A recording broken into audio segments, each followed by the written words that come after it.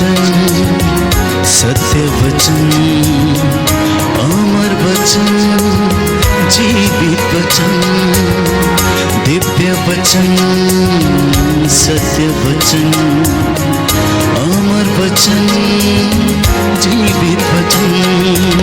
साई दा बाबा बनी दा बाबा बगरे सा निरे सा निरे सा निरे सा निरे सा। दिव्य वचन, सत्य वचन, अमर वचन, जीवित वचन, दिव्य वचन,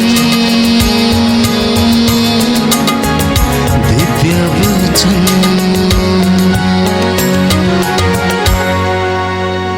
प्रभु का वचन सुनेंगे प्यारे भाइयों और बहनों। आज प्रभु हमसे बहुत सी बातें करना चाहते हैं। आप में से बहुत से लोग यहाँ पर प्रभु का कलाम सुनने, चंगाइयों को अनुभव करने के लिए आए हैं, बंदगी करने के लिए आए हैं, वर्शिप करने के लिए आए हैं। जब हम वर्शिप में रहते हैं प्रियजनों, प्रभु का मसा दुगनी मात्रा में हमारे ऊपर आता है। और बाइबल हमें समझाती है कि सच्चे आराधक बनकर हमें प्रभु की आराधना करना, आत्मा से और हृदय की सच्चाई से उसकी आराधना करना, तो प्रभु हमें बल प्रदान करता है।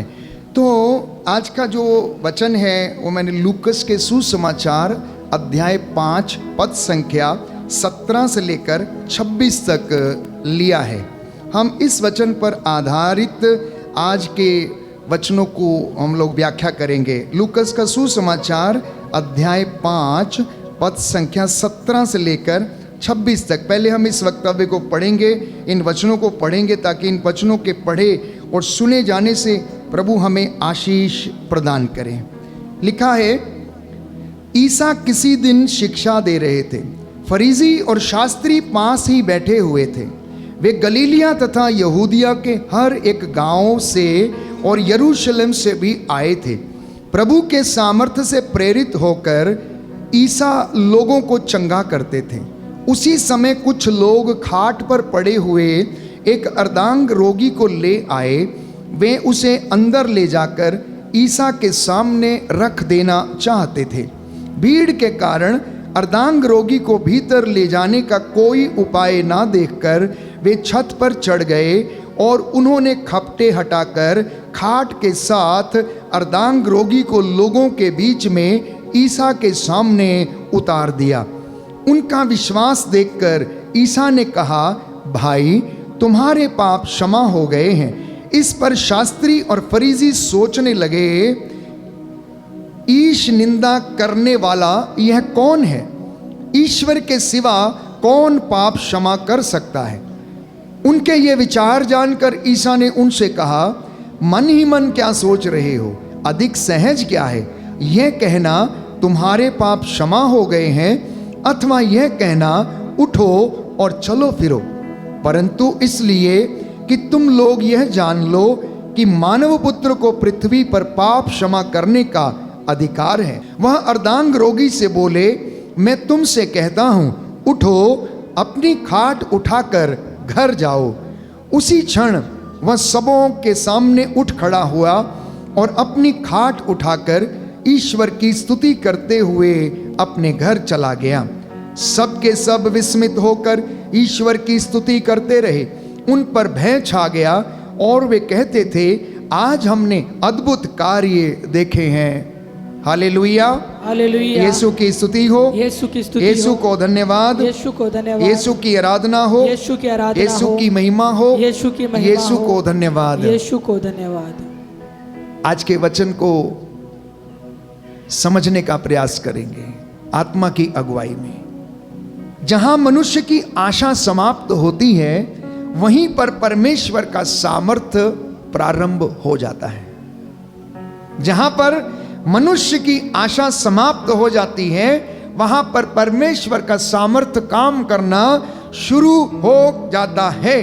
तो जब जीवन की राहों में अंधेरा उतर आता है, जब अपने भी साथ छोड़ देते हैं और आंखों में सपने नहीं केवल आंसू रह जाते हैं, और जब डॉक्टर कहते हैं अब कुछ नहीं हो सकता, जब समाज कहता है तुम्हारा कोई भविष्य नहीं, तब स्वर्ग से एक आवाज सुनाई पड़ती है, मत डर, मैं तेरा यहोवा परमेश्वर हूँ, मत डर, मैं संसार के अंत तक सदा तेरे साथ हूँ। Hallelujah, hallelujah. यीशु की स्तुति हो, यीशु की स्तुति यीशु हो। को धन्यवाद। यीशु को धन्यवाद। प्रियजनों, विश्वास करते हैं आप या नहीं करते हैं? विश्वास करते हैं कि नहीं करते हैं कि परमेश्वर हमारी रक्षा करता है, वो इस सृष्टि को संभालता है। ये पेड़ पौधे, नदियां, पर्वत, ऋतु परिवर्तन, कभी गर्मी आती, कभी सर्दी, कभी बरसात, प्यारे भाई और बहनों, वो चीजों का प्रबंध करता, सृष्टि का प्रबंध करता, इसको सजाता है। देखिए, आप और मैं, हम में ताकत नहीं कि पानी से इन पेड़ों को धो सकें, जिनसे इनकी हरियाली और ज्यादा चमके, लेकिन उसने पूरी सृष्टि को बारिश करके धो दिया, धूल मिट्टी खत्म कर दी, ताकि आपको क्या न लगे, बीमारी ना आए। और ऋतुओं का परिवर्तन करता है। इस पूरे गैलेक्सी समझते हैं, सौर मंडल जिसे हम कहते हैं, उसमें कितने ग्रह हैं प्यारे भाइयों और बहनों, और वो ग्रह की ट्रैफिक चलती रहती है, जैसे हमारी गाड़ियों की ट्रैफिक जो है चलती रहती है। कितने बच्चे विज्ञान पढ़ने वाले हैं? जिन्होंने विज्ञान पढ़ा है, जो आप लोग जानते हैं कि सौर मंडल में छोटे बड़े ग्रह क्या करते हैं, ऊपर नीचे मूवमेंट करते रहते हैं और चलते रहते हैं, लेकिन पृथ्वी से कोई भी ग्रह टकराता नहीं। क्यों नहीं टकराता है? हाँ जी, हाँ जी, उसकी सीमा निर्धारित है। इतना ही नहीं, परमेश्वर ने एक बड़ा ग्रह जिसका नाम जुपिटर है, उसको ऐसा बनाया कि उसमें गुरुत्वाकर्षण इतना ज्यादा है कि अगर कोई भी प्यारे भाई और बहनों दूसरा ग्रह उसके पास आने का प्रयास करता है तो वो उसे दूर फेंक देता है, जिससे कि वो पृथ्वी पर आके ना टकराए और पृथ्वी अपनी धुरी पर घूमती रहे, जिससे कि मैं और आपको नुकसान ना हो। और जान लीजिए कि यदि कोई ग्रह आकर पृथ्वी से टकराता है तो कितना नुकसान और खामियाजा हमको भुगतना पड़ सकता है, कितना नुकसान और कितना खामियाजा हमको भुगतना पड़ सकता है। ये वो परमेश्वर है। मैं और आप ट्रैफिक को कंट्रोल करने के लिए क्या कर रहे हैं? अपने हिसाब से वैज्ञानिक तकनीक से हम उसको सुचारू रूप से चलाने का प्रयास कर रहे हैं, लेकिन परमेश्वर ने इस सौर मंडल में उन चीजों को निर्धारित किया ताकि आप जिस ग्रह के ऊपर है, पृथ्वी के ऊपर है, उसको कोई नुकसान ना पहुंचे। उसने ऐसी व्यवस्था की है। तो वो परमेश्वर कहता है, डर मत, मैं तेरा परमेश्वर हूं, मैं संसार के अंत तक सदा तेरे साथ हूं। तो जहां संसार पूर्ण विराम लगाता है, वहां यीशु एक नया अध्याय शुरू करता है। जहां संसार पूर्ण विराम लगाता, वहां यीशु एक नया अध्याय लिखते हैं, शुरू करते हैं। जहां मनुष्य दीवार बनाता है, वहां परमेश्वर दरवाजे खोल देता है, और लोग जहां समस्या देखते हैं, वहां यीशु संभावना देखता है। प्यारे भाइयों और बहनों, अर्धांग रोगी को उठाकर लाया गया। शायद सबने छोड़ दिया था, भरोसा छोड़ दिया था, इतने वर्षों से ये खाट के ऊपर पड़ा हुआ है, अब इसका क्या होगा। वहां पर कुछ लोग मौजूद थे, उन्होंने 4 नौजवानों से उस चारपाई को उठवाया और यीशु के पास ले गए कि यीशु इसे चंगा कर दे। और यीशु की बात देखिए, उसने चंगा करने से पहले कहा, तेरे पाप क्षमा हुए, तेरे पाप क्षमा हुए। उन्हें मालूम था कि इसकी रोग जो है उसका कारण, प्यारे भाइयों और बहनों, इसका पाप है। क्योंकि बाइबल कहती, तुम में से कुछ लोग अपने कुकर्मों के कारण बीमार पड़ गए थे। भजन संहिता 107 पद संख्या 17 में हम पढ़ते हैं कि तुम लोगों में से कुछ लोग अपने कुकर्मों के कारण बीमार पड़ गए थे। वचन संख्या 20 में हम पढ़ते हैं, उसने अपनी वाणी भेजकर कब्रों में से उनका उद्धार कर दिया। बोलो आमीन, आमीन, हालेलुया, हालेलुया, हालेलुया, हालेलुया। यीशु की स्तुति हो, यीशु की स्तुति यीशु हो, को धन्यवाद, यीशु को धन्यवाद, यीशु की आराधना हो, यीशु की आराधना हो, यीशु की महिमा हो, यीशु की महिमा यीशु हो, को धन्यवाद हो। यीशु को धन्यवाद। तो प्यारे भाइयों और बहनों, हम एक ऐसे युग में जी रहे हैं जहां विज्ञान बढ़ रहा है, तकनीक विकसित हो रही है, लेकिन मनुष्य भीतर से पहले से अधिक टूटता जा रहा है, टूटता जा रहा है। अस्पतालों में भीड़ है, काउंसलिंग सेंटर्स में भीड़ है, दवाइयां बढ़ रही हैं, लेकिन शांति घट रही है। सबसे बड़ी समस्या बीमारी केवल शरीर की नहीं है, जिसे इंसान सहन करता है या उससे जूझता है। वास्तविक बीमारी विश्वास टूट गया है, परिवार टूट गया है, युवक युवतियां नशे में और रंगरलियों में फंस चुके, विवाहिक जीवन संकट में है, पति पत्नी का जीवन संकट में है, इसलिए बहुत जल्दी डाइवोर्स की बातें होने लगती हैं। समाज विभाजित हो रहा है, चर्च में भी कभी कभी लोगों को संघर्ष से गुजरना पड़ता है। ऐसे समय में लूकस के सुसमाचार अध्याय 5 पद संख्या 17 से 26 केवल एक चमत्कार की कहानी नहीं, परंतु हमारे विश्वास को बढ़ाने के लिए प्यारे भाइयों और बहनों ये एक घटना है। ये संपूर्ण मानवता के लिए एक घोषणा पत्र है। और घोषणा पत्र किस बात का? मैनिफेस्टो ऑफ होप, विश्वास का घोषणा पत्र। जब प्रभु यीशु लोगों को प्यारे भाइयों और बहनों इस विषय में, विश्वास के विषय में सिखाता है, तो लूकस अपने सुसमाचार में लिखता है, इसकी पृष्ठभूमि कुछ इस प्रकार है कि यीशु कफरनाहूम में शिक्षा दे रहे थे और घर लोगों से इतना भर गया था कि भीतर जाने की कोई जगह नहीं थी। और हम जानते हैं कि वो 4 लोग छत के ऊपर चढ़ गए, उन्होंने खपटे हटा दिए क्योंकि दरवाज़ा बंद था, भीड़ ज़्यादा थी, रास्ता नहीं था। उन्होंने हार नहीं मानी देखिए, और यीशु के सामने उसको चारपाई को क्या कर दिया? उसके सामने उतार दिया। असंभव परिस्थितियां परमेश्वर के लिए एक अवसर बन जाती हैं, जहां पर वो चंगाई शुरू कर देता है। तो हमारी दृष्टि कहती है असंभव है, परमेश्वर कहता है जो बातें मनुष्यों के लिए असंभव हैं वो ईश्वर के लिए संभव हैं। मत्ती का सुसमाचार अध्याय 19 पद संख्या 26 में हम पढ़ते हैं। दाहिना हाथ उठाकर वचन दोहराइए, हालेलुया हालेलुया। प्रभु का वचन कहता है, प्रभु का वचन कहता है, जो बातें मनुष्यों के लिए असंभव हैं, मनुष्यों के लिए असंभव है, ईश्वर के लिए संभव हैं। ईश्वर के लिए संभव है। Hallelujah hallelujah hallelujah hallelujah. मैं कुछ उदाहरण दूंगा आपको जहां पर ये वचन सार्थक सिद्ध होता। सबसे पहला उदाहरण, इजरायली जनता मूसा की अगुवाई में लाल सागर के सामने खड़ी है, आगे समुद्र और पीछे फिरौन की सेना। किस व्यक्ति में इतनी ताकत थी कि समुद्र में रास्ता बना ले? और मूसा प्यारे भाइयों और बहनों अपनी परिस्थिति को व्यक्त करता कि अब मैं क्या करूं, तूने मुझे आगे यहां लाकर खड़ा कर दिया, क्यों मुझे लेकर आया, इतने लोगों की क्यों अगुवाई करने के लिए बोला? आगे लाल समुंदर है, पीछे फिरौन की सेना है, और वो कुड़कुड़ाने लगा। और परमेश्वर जानते क्या करता है? कितना महान और दयालु परमेश्वर है, छोटी सी चीज को भी महान बना सकता। बोला तेरे हाथ में क्या है? उसने बोला डंडा। उसने कहा ठीक है, कोई बात नहीं, आज ये डंडा कमाल करेगा, आज ये डंडा कमाल करेगा। इसको लेके समुद्र के ऊपर लहरा के तू खड़ा हो जा। बहुत बड़ी चीज़ों की ज़रूरत नहीं है, तू अपने डंडे को इसके ऊपर लहरा के खड़ा हो जा। और वो खड़ा रहा।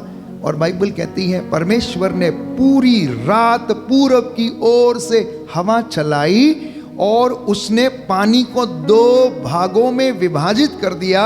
पानी दीवार के माफिक लाल समुद्र में खड़ा हो गया, बीच में रास्ता बन गया और इजरायली सूखे कदमों लाल सागर पार कर गए। असंभव को संभव करने वाला परमेश्वर, उसके लिए बहुत बड़ी चीजों की आवश्यकता नहीं। एक छोटे से डंडे से उसने चमत्कार कर दिखाया। पूरी रात उसने पूरब से हवा चलाई और अपनी महिमा उन लोगों को दिखाई। दूसरा, यरीको की दीवार के विषय में हम पढ़ते हैं प्यारे भाइयों और बहनों, उसके ऊपर 4 रथ एक बार में क्या कर सकते थे? चल सकते थे। इतनी चौड़ी दीवार थी और इतनी मजबूत दीवार थी, बाइबल कहती यरीको की दीवार। और उसको ढाने के लिए परमेश्वर ने प्यारे भाइयों और बहनों उनसे कहा कि तुम हर दिन क्या करोगे? इसके 4 दीवारी का क्या करोगे? चक्कर लगाओगे। 7 दिन तक तुम लगातार ये काम करोगे। 7वें दिन तुम लोग इसके 7 चक्कर लगाओगे। जानते हैं जब वो चक्कर लगा रहे थे तो पहरेदार ऊपर जो खड़े थे वो उनको पत्थर मारते, वो उनको चिढ़ाते, उनको बुरा भला कहते और उनके विश्वास को तोड़ने का प्रयास करते थे। लेकिन इन लोगों ने प्यारे भाइयों और बहनों यरीको की दीवार को ढाने के लिए परमेश्वर की आज्ञा मानी और परमेश्वर के आज्ञा अनुसार वो करते रहे। 7वें दिन जब 7वां चक्कर पूरा हो चुका था तब परमेश्वर ने योशुआ से कहा कि अब जयकारा लगा, अब जयकारा लगा।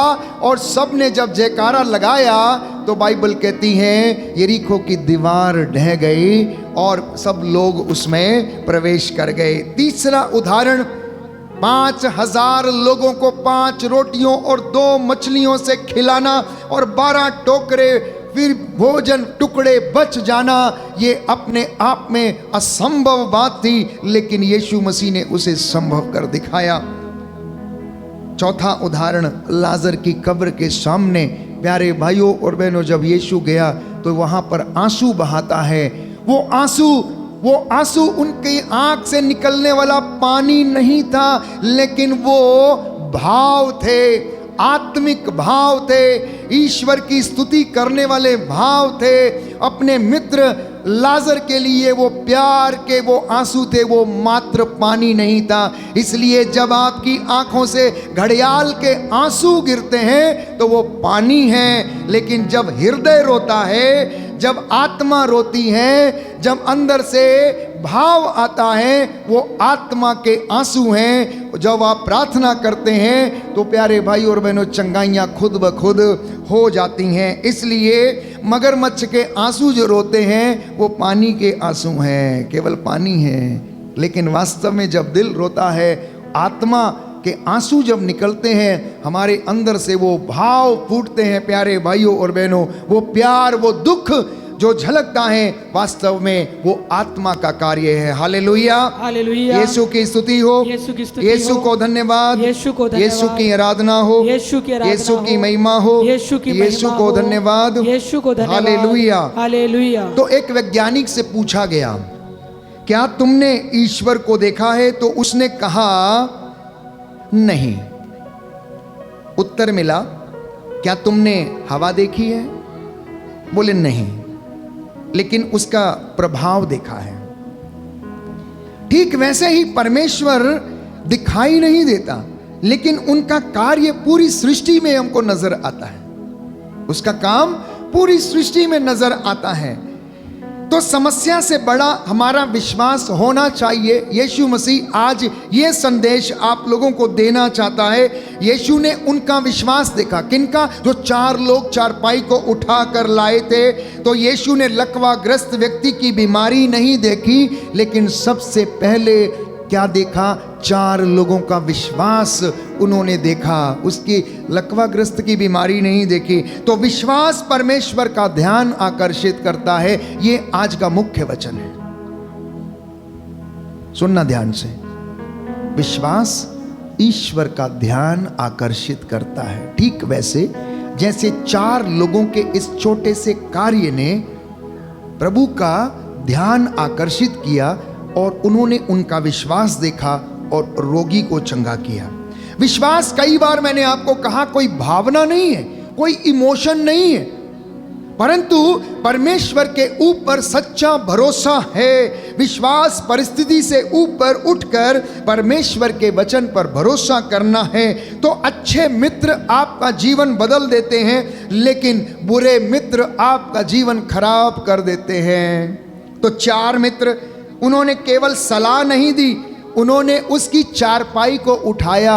उन्होंने अर्धांग रोगी से ये नहीं कहा, हमारे समाज में, हमारे गांव में एक व्यक्ति है जिसका नाम यीशु है, वो चंगा कर देगा। नहीं, वो उसको उठा कर लेकर गए। वैसे ही जब आप किसी ऐसे व्यक्ति के संपर्क में आते हैं तो प्रभु के पास लेकर जाना और उसके बोझ को उठाना, उसकी सहायता करना।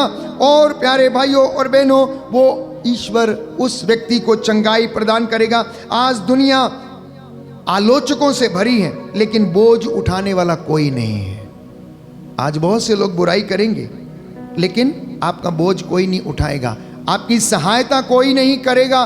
तो एक दूसरे का भार उठाना ये दूसरा संदेश है, ये दूसरा संदेश है।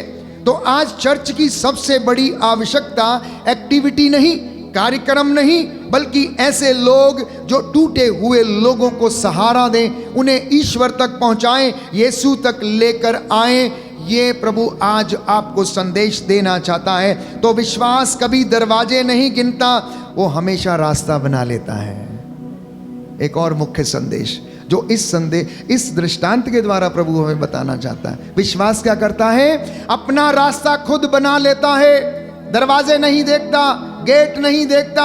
अगर उस व्यक्ति के अंदर विश्वास है तो वो रास्ता बनाकर खुद उस रास्ते के ऊपर चल जाता है और उसको चंगाई मिल जाती है। अब देखिए कि इन 4 लोगों के विश्वास ने कैसा रास्ता बनाया। दरवाजा बंद था, अंदर भीड़ थी, वहां पहुंचने का कोई सहारा नहीं था, लेकिन वो लोग छत के ऊपर चढ़ते हैं, खपटों को हटा देते हैं और उनके लिए एक नया रास्ता खोज लेते हैं और रास्ता बन जाता है। यशायाह नबी लिखता है, मैं जंगल में मार्ग और निर्जन प्रदेश में नदियां बहाऊंगा। Hallelujah, hallelujah. इस वचन को हम पढ़ेंगे यशायाह नबी का ग्रंथ अध्याय 43 पद संख्या 9, 19 और उससे आगे।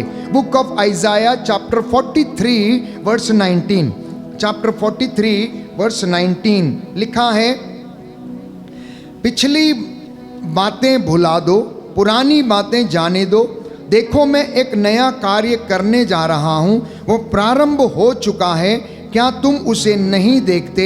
मैं मरुभूमि में मार्ग बनाऊंगा और उजाड़ प्रदेश में पथ तैयार करूंगा। जंगली जानवर, गीदड़ और शुतुरमुर्ग मुझे धन्य कहेंगे, क्योंकि मैं अपनी प्रजा की प्यास बुझाने के लिए मरुभूमि में जल का प्रबंध करूंगा और उजाड़ प्रदेश में नदियां बहाऊंगा। बोलो आमीन, आमीन। दाहिना हाथ उठाकर मेरे पीछे दोहराइएगा, हालेलुया, हालेलुया। प्रभु कहता है, प्रभु कहता है, जिसने तुमको बनाया है, जिसने तुमको बनाया है, जिसने माता के गर्भ में तुम्हें गढ़ा है, जिसने माता के घर में तुम्हें गढ़ा है, जो तुम्हारी सहायता करता है, जो तुम्हारी सहायता करता है, वही प्रभु ये कहता है, वही प्रभु ये कहता है, याकूब मेरे सेवक, याकूब मेरे तुम सेवक, मत डरो, तुम मत डरो, हे इज़राइल, हे इज़राइल, मैंने तुम्हें चुना है, मैंने तुम्हें चुना मैं है, प्यासी भूमि पर पानी बरसाऊंगा, मैं प्यासी भूमि पर पानी मैं बरसाऊंगा, सूखी धरती पर नदियां बहाऊंगा, मैं सूखी धरती पर नदियां मैं बहाऊंगा, तुम्हारे वंशजों को मैं तुम्हारे वंशजों अपना को आत्मा अपना आत्मा और तुम्हारी संतति को और तुम्हारी संतति अपना को आशीर्वाद प्रदान करूंगा। अपना आशीर्वाद प्रदान करूंगा। हालेलुया। हालेलुया। प्रभु कहता है, प्रभु कहता है, मैं ही प्रभु हूँ, मैं ही प्रभु, मेरे सिवा मेरे सिवा कोई उद्धारक नहीं है। कोई उद्धारक नहीं है। हालेलुया। हालेलुया। इन वचनों को लगातार अंगीकार करना विश्वास के साथ। कहता है, मैं सूखी धरती पर नदियां बहाने वाला परमेश्वर हूं और मैं ऐसा कर दूंगा। तो एक छोटी सी प्रेरणादायक एक कहानी है प्यारे भाइयों और बहनों। आज लोग कहते हैं नौकरी नहीं है, संसाधन नहीं है, परिवार साथ नहीं देता, लेकिन परमेश्वर कहता है मैं तेरे साथ हूं, मैं तेरे लिए रास्ता बनाऊंगा। तो थॉमस एडिसन हजारों बार असफल हुआ जब वो विज्ञान के प्रयोग किया करता था। किसी ने पूछा कि क्या आप असफल हुए? तो उन्होंने कहा नहीं, मैंने केवल 1000 तरीके खोजे जो काम नहीं करते। मैंने 1000 तरीके खोजे हैं लेकिन वो काम नहीं करते। तो विश्वास कभी हार नहीं मानता है, विश्वास कभी हार नहीं मानता है। एडिसन की कहानी कहती वो लगातार प्रयास करता रहा, प्रयोग करता रहा, अंततः एक दिन वो सफल हो गया, एक दिन वो सफल हो गया। तो यीशु समस्या की जड़ को पहले ठीक करता है और उसके बाद वो दूसरी चीज पर काम करता है। आपके और मेरे जीवन की समस्या क्या है? आप चंगाई पाने आए हैं लेकिन पाप में फंसे हुए, बुराई में फंसे उसे छोड़ नहीं पाते हैं। बस यीशु चाहता है कि तेरी वो समस्या का समाधान हो जाए और चंगाई तुझे खुद ब खुद मिल जाएगी। इसलिए संत पौलुस लिखता है, यदि तुम्हारी जड़ें पवित्र हैं तो तना पवित्र होगा, और यदि तना पवित्र है तो तने पर लगा हुआ फल भी पवित्र होगा।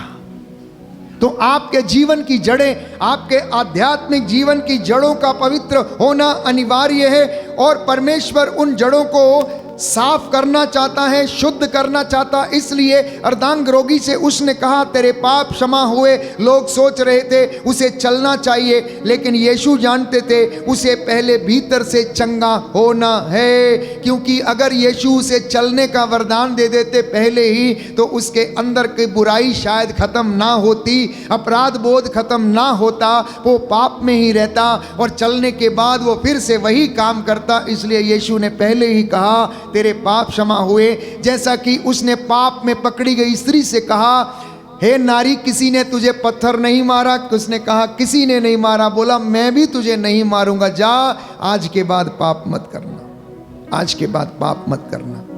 तो आज भी लोग सफल हैं लेकिन भीतर से टूटे हुए हैं। यीशु केवल शरीर नहीं आत्मा को चंगा करता है। जिस तरीके से पाप केवल शरीर का नहीं आत्मा का विनाश करता है, उसी तरीके से यीशु प्यारे भाइयों और बहनों केवल शरीर को चंगा नहीं करता, वो आत्मा को भी चंगा करता है। सबसे पहले हमारे अंतःकरण को पवित्र होने की आवश्यकता है, शुद्ध होने की आवश्यकता है।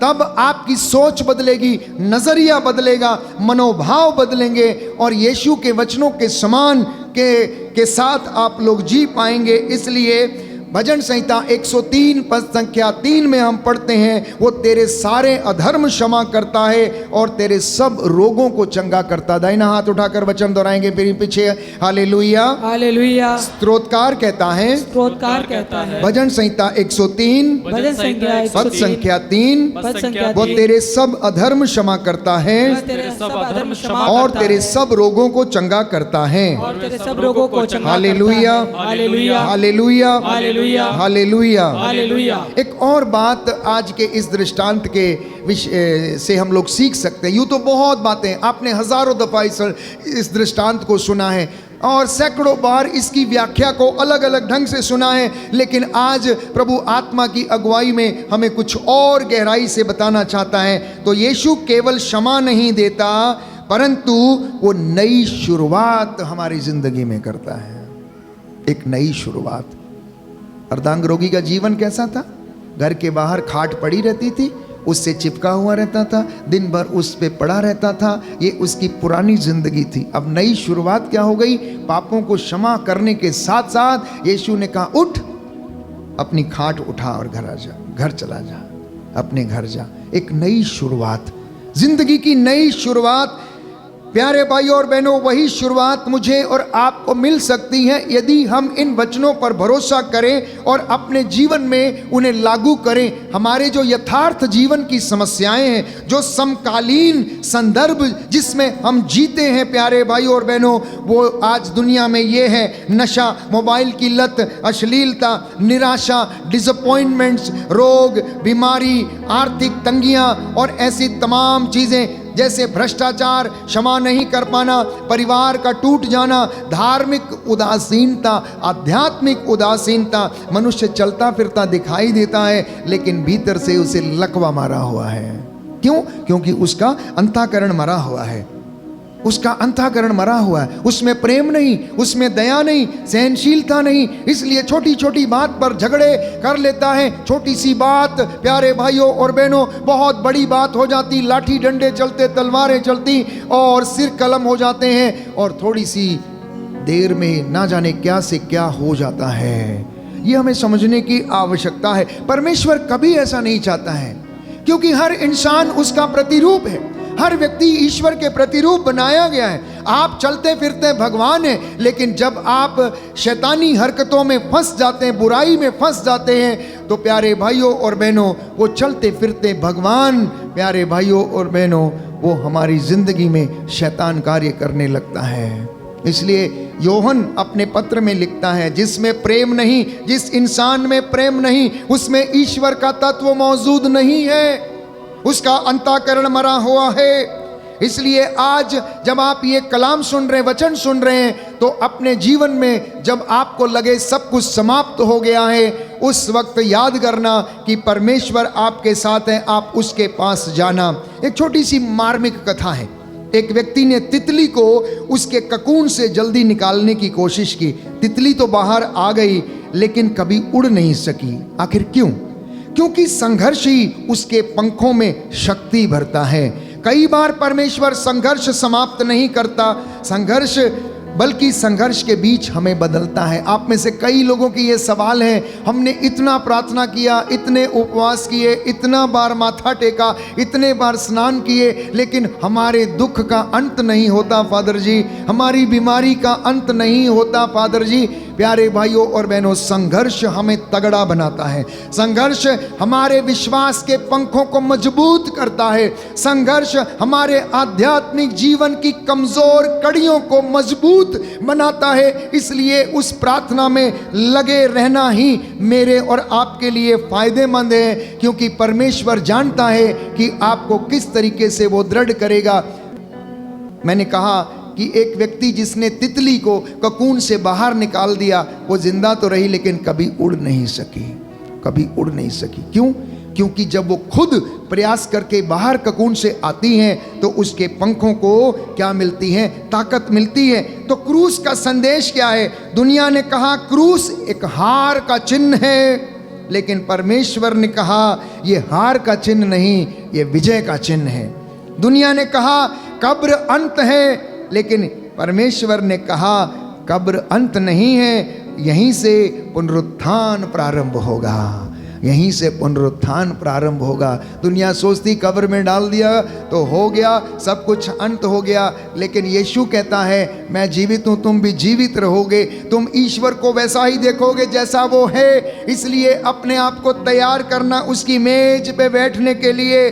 रोमियो के पत्र अध्याय 8 पद संख्या 28 में पढ़ते, जो परमेश्वर से प्रेम रखते हैं उनके लिए सब बातें मिलकर भलाई ही उत्पन्न करती हैं, दूसरी चीज नहीं। जो आप अगर परमेश्वर से प्रेम करते हैं तो आपकी जिंदगी में परमेश्वर भलाई उत्पन्न करता है। तो जीवन के 5 असंभव क्षेत्र जिनमें हम निराश हो जाते हैं। पहला है बीमारी। बीमारी के आते, मान लीजिए कोई बहुत भयानक बीमारी लग गई तो हम लोग क्या होते हैं? टूट जाते हैं, निराश हो जाते हैं। आर्थिक संकट, तीसरा परिवार, चौथा पाप और पांचवा मृत्यु। इन पांचों का उत्तर केवल एक है कि जो बातें मनुष्यों के लिए असंभव हैं वो ईश्वर के लिए संभव है। इसलिए प्यारे भाइयों और बहनों, यीशु आपकी जिंदगी में चमत्कार कर रहा है। जब आप वचन सुन रहे थे तो वो आपको तराश रहा था, वो आपके विचारों से खेल रहा था, वो आपके डाउट्स को क्लियर कर रहा था, वो आपके शक को क्लियर कर रहा था। इसलिए सुक्ति ग्रंथ में बार बार कहा, पुत्र कान लगाकर मेरे वचनों को सुनो, कान लगाकर मेरी बात सुनो, कान लगाकर मेरी वाणी सुनो, क्योंकि ये तुम्हारी आत्मा को जीवन प्रदान करेगी, ये तुम्हारी आत्मा को जीवन प्रदान करेगी।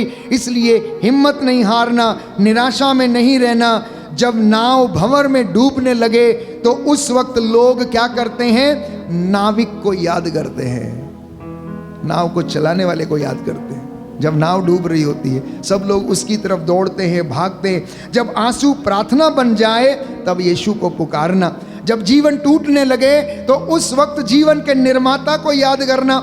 जब निराशा आ जाए तो उस वक्त जीवन की आशा देने वाले प्रभु को याद करना, क्योंकि जहां संसार कहता है अब कुछ नहीं हो सकता, वहां यीशु मुस्कुरा कर कहता है मैं अभी भी वही हूँ, मैं अभी भी वही हूँ। इब्रानियों का पत्र अध्याय 13 पद संख्या 8 में इस वचन को हम पढ़ते हैं। Hallelujah, hallelujah. यीशु की स्तुति हो, यीशु को धन्यवाद, यीशु की आराधना हो, यीशु की महिमा हो, यीशु को धन्यवाद। हे प्रभु यीशु, आपके वचन आत्मा और जीवन है, मैं इन वचनों पर विश्वास करता हूँ।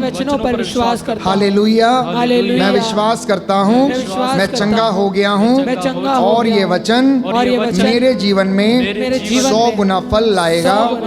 हालेलुया, यीशु की स्तुति हो, यीशु को धन्यवाद। हालेलुया। ये वचन मैं आपके लिए पढ़ना चाहता हूँ। ईसा मसीह एक रूप रहते हैं कल, आज और अनंत काल तक। ईसा मसीह सदा एक रूप रहते हैं कल, आज और अनंत काल तक।